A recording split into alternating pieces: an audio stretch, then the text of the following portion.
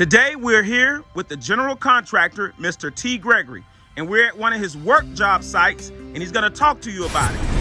We're here in Bartow and MLK Boulevard.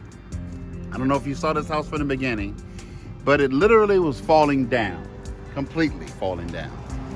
T. Gregory Construction, 863-294-6003. This used to be a doorway. If you can notice, it's very close to the road. So we couldn't touch the proximity of this building because it would have had to move back onto the property. So we kept it where it is. We closed the door here, put it around the side of the building, and made this particular portion of the house a bedroom. So it allowed us to keep the house close to the frontage by the road, no impact fees. We kept it intact, and now we're gonna make this into a 3-bedroom, beautiful home.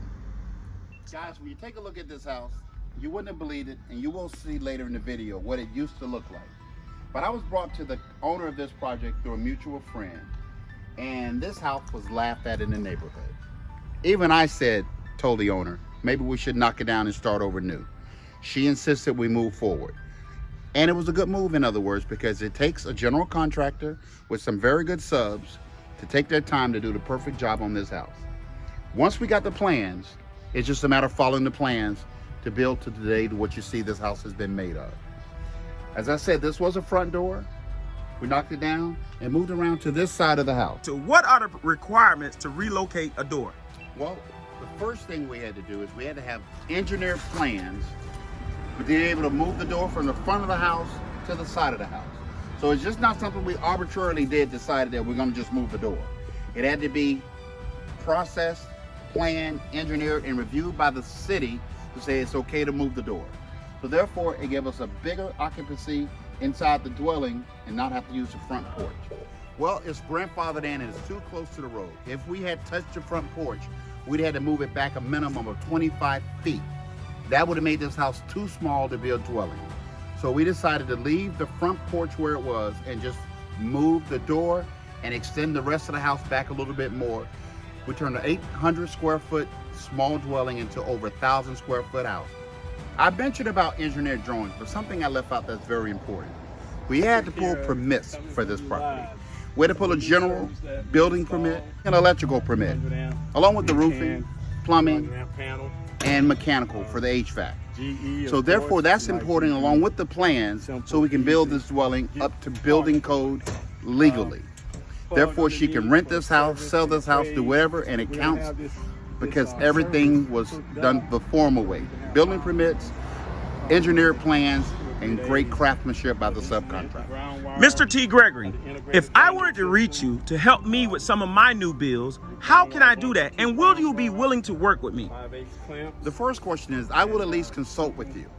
Now, I can't say I'll take you on as a client until I know exactly what your project is, but you can reach me at 863-294-6003. If no one answers, leave a message because more than likely it'll be after hours. We will get back with you as soon as possible. Now, I mentioned we added some extra space onto this home. This is it. We added over 200 square feet to this home. And this is actually gonna be the outside where we're gonna put a washer and dryer. So we got the hookups coming in later. But you can add to a home, and it don't have to all be enclosed, but it can still be part of the house as a little back patio or porch in this case. Over 200 square feet was added. As you can see, I'm standing on the back porch that was added. You probably noticed we went with hardy board and not stucco. Now, a lot of people say, well, why didn't you go with stucco? It's a matter of preference. Cost is about similar, but it gives you a different look than stucco. Now, we bought hardy board that does not have to be painted. So this is going to be the final look. But it can also be painted if you decide to buy hardy board without paint. But look at this square footage that we Now, this is the back door we added to the back patio. So you have a back entrance to the home. You'll get inside eventually. I just kind of want you to see what we added because this has been completely gutted out. Everything's new in this house. If you turn around and look behind me, this is the old plumbing because we got new plumbing, new everything in this house. Our water heater's been removed, the tub has been removed, the toilets, the sink. You can see the cast iron piping that had been removed.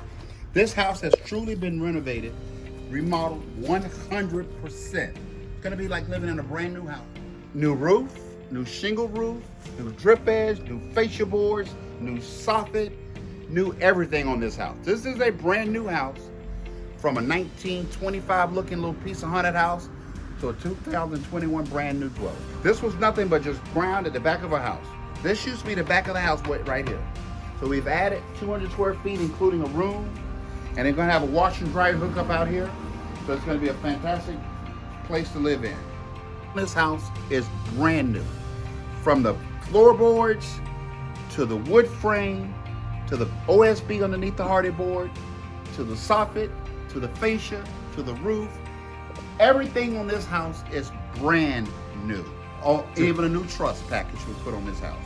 So you will be getting a brand new house when you move into this house. You can see the old stuff. Tub, toilet, sink, even the old cast iron standing on the outside. This cast iron will be removed, but we have all new plumbing inside PVC pipe. This is new, brand new window, brand new framing around the window, brand new hardy board once again, brand new soffit.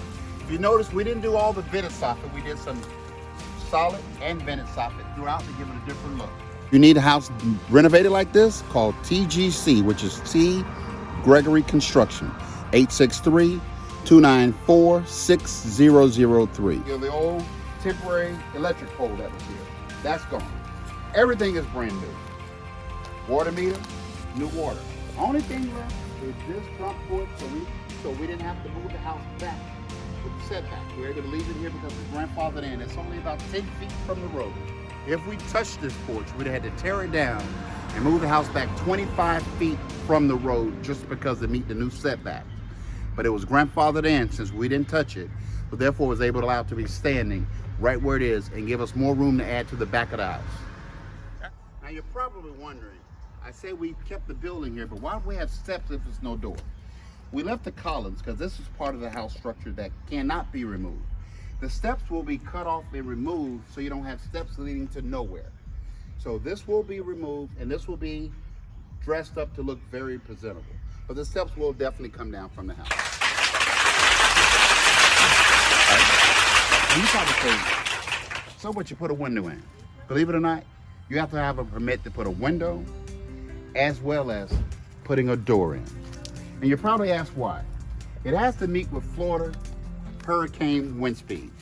If you're in a house and a hurricane takes out a window and or a door, your chances of survival completely decreases to such a number, it's astronomical.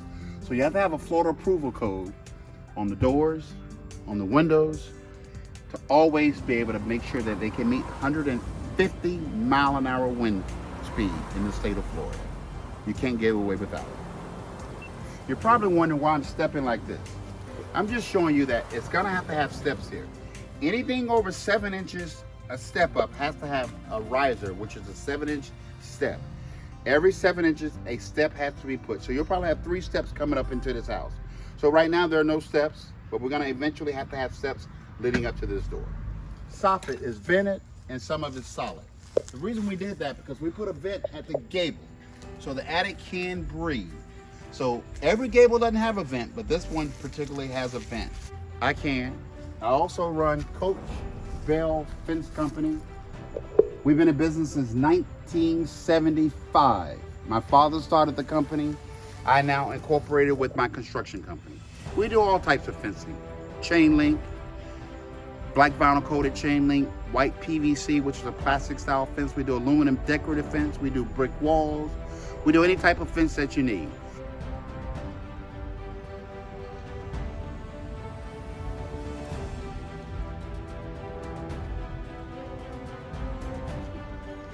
I bet some of you are probably looking at this logo saying, we see the initials TGC, which stands for T Gregory Construction. But what's some colors on the side of that logo? These are actually the footers and foundation of skyscrapers.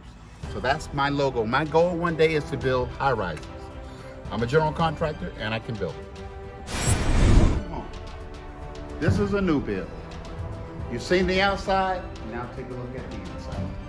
The front porch we keep talking about that we couldn't touch. This is a bedroom. This is your open living area. You got a second bedroom, third bedroom, fourth bedroom. So we did add a bathroom. So T. Gregory, as I'm looking around into this project has all new framing. Why was this project all new framing? Is this what I call like a full gut rehab, or is this a new build? It's not a full gut rehab because there was nothing to gut. It kind of gutted itself. This is a new build. Everything is brand new from the floor to the ceiling. It looks as though you have brand new trusses. This is an entire new truss package system. Once again, this is a brand new house. There's no other way to put it. When you see the interior finish with the drywall and the doors and the flooring, it'd be no different than the brand new outside. This is a brand new house. Not a gut job, but a total new build. Look at this framing job. Fantastic. Double boarded. Look at this window. Double plated. Look at the stack. Everything is done to code. It was permitted. Every portion. Windows, doors, framing. We have multiple inspections. In progress in framing, final framing. We'll get inspections on the electrical, on the plumbing. This, once again, will be a brand new build when it's finished. They can give us a call. Phone number 863-294-6003. Someone should answer live between the hours of 8 and 6 p.m. daily.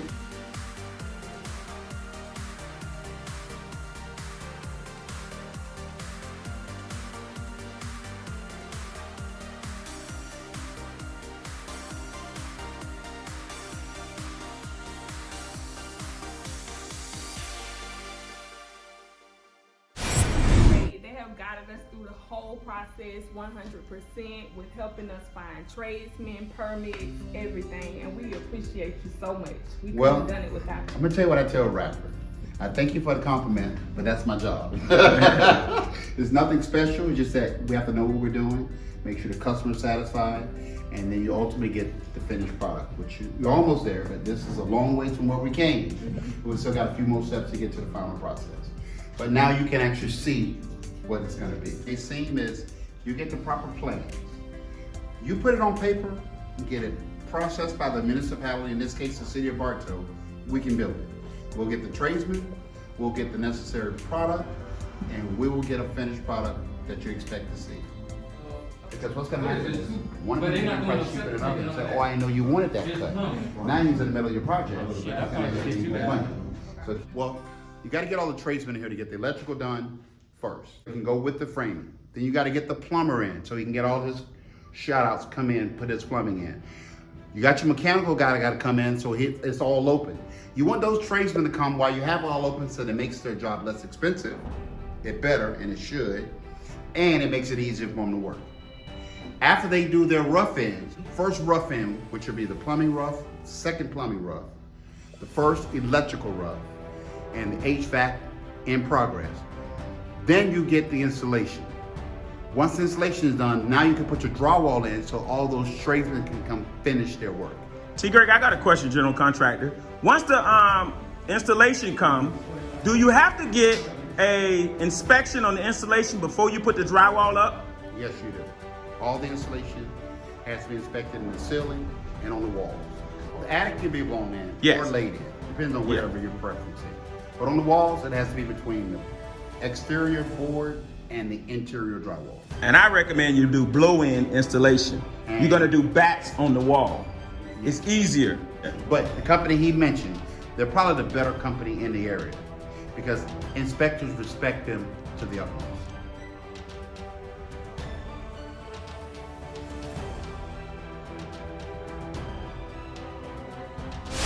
My license number is on the top of this sign. Anything that's advertised, you have to have your license number put on it. So I'm a state certified general contractor. My number is 15-14-13-9. What a very easy way to remember it.